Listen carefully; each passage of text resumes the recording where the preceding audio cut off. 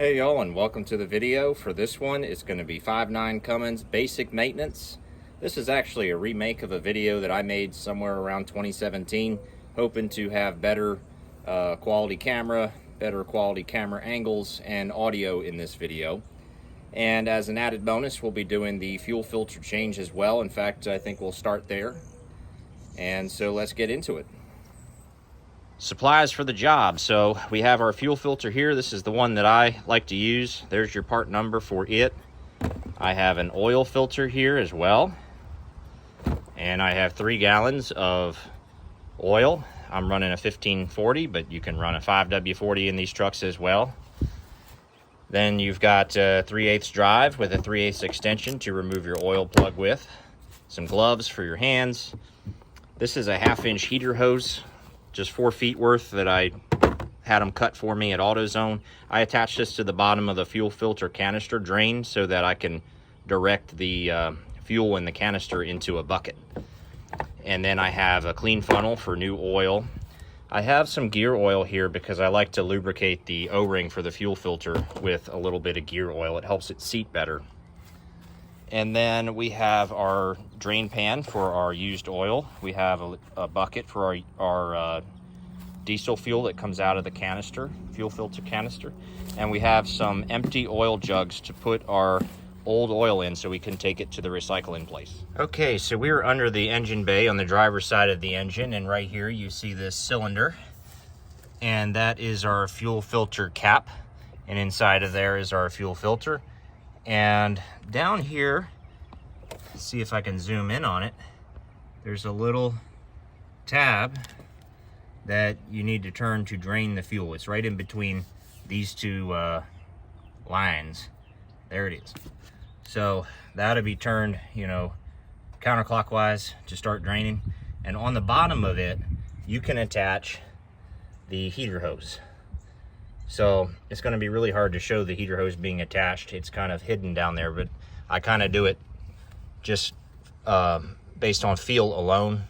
Feed the line down, which we can show that. I feed it down here just so it comes out. It'll come out somewhere near the front diff on this 4-wheel drive truck. And I angle it towards the rear like that. Okay, so I like to start the drainage process first, and at the very bottom of the screen you can see the drain valve, and I'll try and do it so that my arm isn't in the way. But right here is the valve where my thumb is, and you just twist it so it's right there now, and it'll start draining off. It'll only drain so much. You'll want to twist loose the cap at this point. Now there is a big hex that you can put a socket on here if this is too tight for you to remove by hand. And I have a 1/2-inch drive. I have a 5-inch extension and a 29mm, and it's a tight squeeze in here. The breaker bar wouldn't fit in here. And counterclockwise to turn this, and it's actually quite easy to turn, but that'll get it started. And then you can remove the rest of the cap by hand like this and pop it right out. There's the old filter. I don't know if that's some algae on there or what, but that filter's been in for a year. It's got about 12,000 miles on it. And I also like to clean around where the threads are, because I want that new O-ring to seat well with no leaks.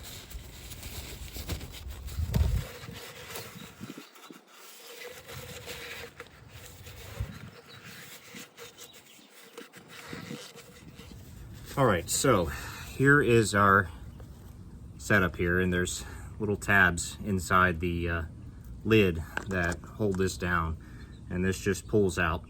It does look pretty dark, but on my 5.9 they just get like this. It always has. It'll probably look like this within a few thousand miles.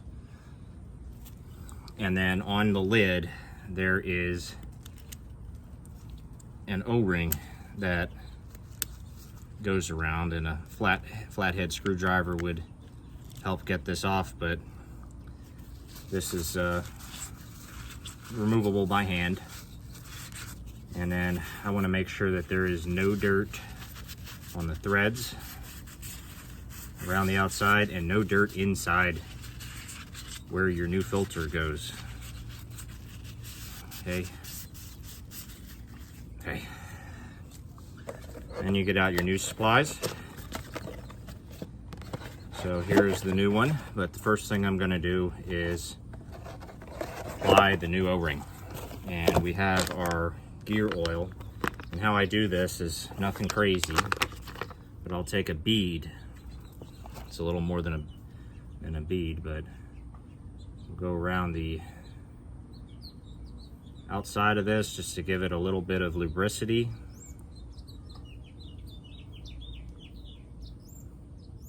Okay, it's nice and slick, so let's take the lid carefully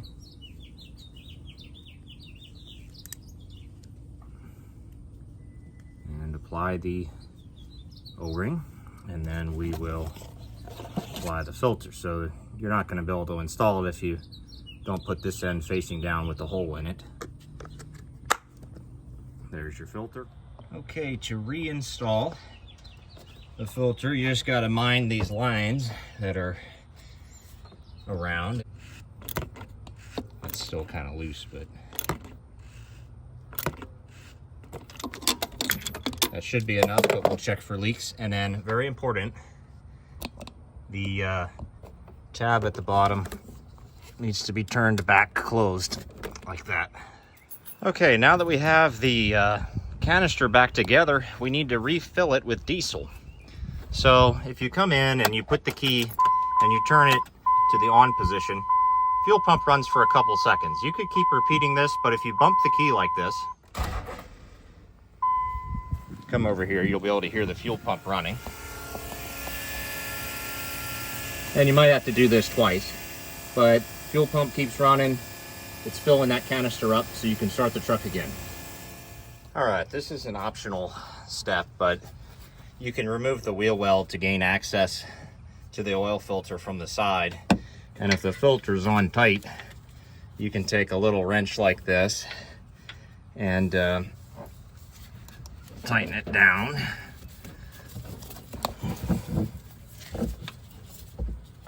I don't know what it is with everything being on too tight today. It's evidently my fault. But twist it towards the counterclockwise.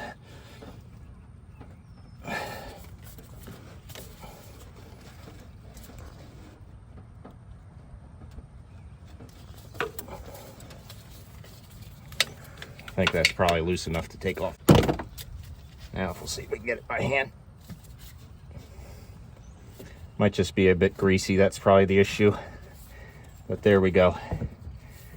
Now, I used to be able to twist it quite easily from underneath the whole way, just going up like this. But my wrist is just not in the best of shape like it used to be.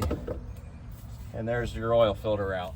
Now, as far as your new oil filter, it's optional whether you choose to pre-fill it with oil or not. I do on mine. And then I'll take a little bit of that oil and grease the O-ring like that, and then reinstall. Carefully feed your oil filter up through the bottom here, and hopefully you get it to spin on the threads.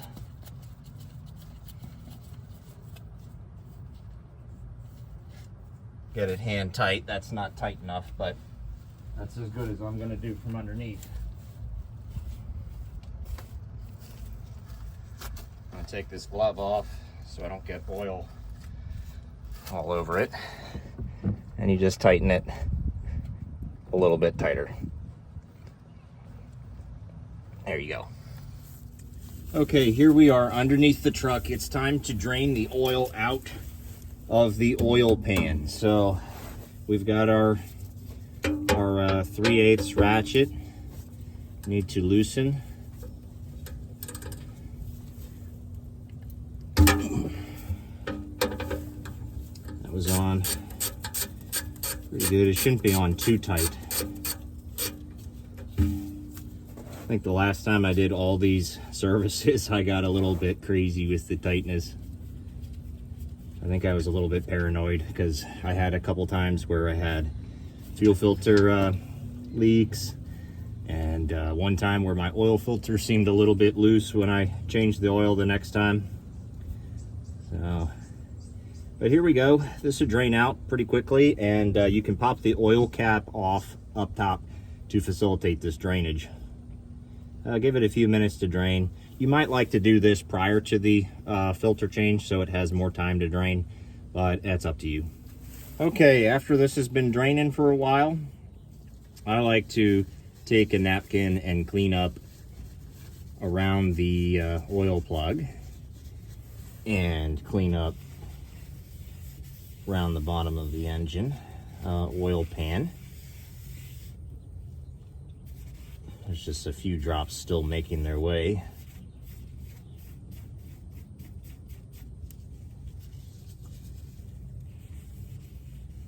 This is always good though, gets that area clean. And reapply your cap without dropping it in your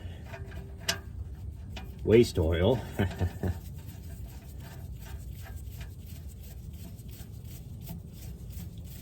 And it should be snug but not crazy.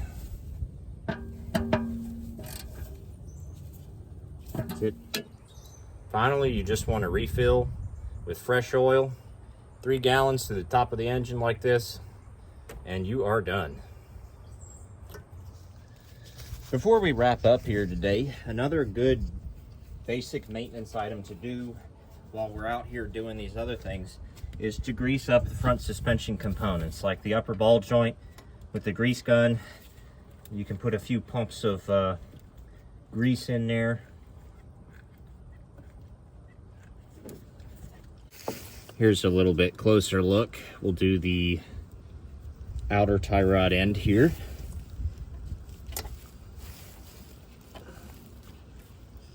And we'll pump it up.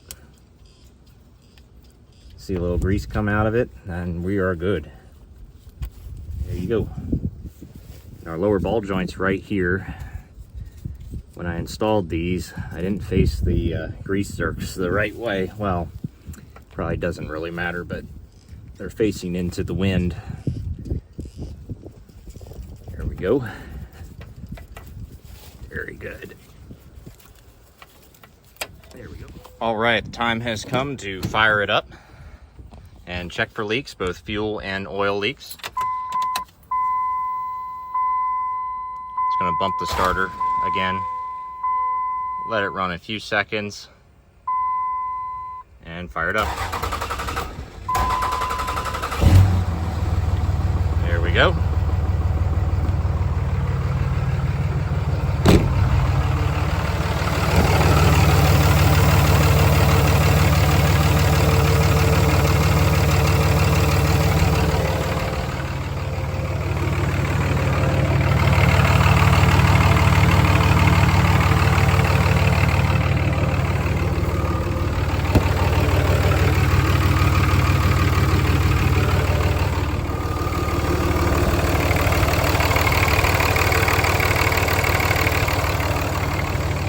Everything looks pretty good at first glance.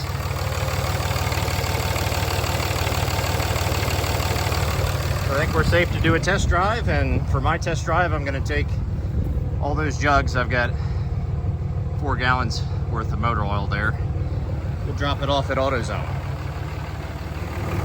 If you want to grease the inner tie rod end, you got to turn your wheels to the right so that it clears this area with the track bar. Then you can access the grease zerk on it. Some final notes before we end the video here.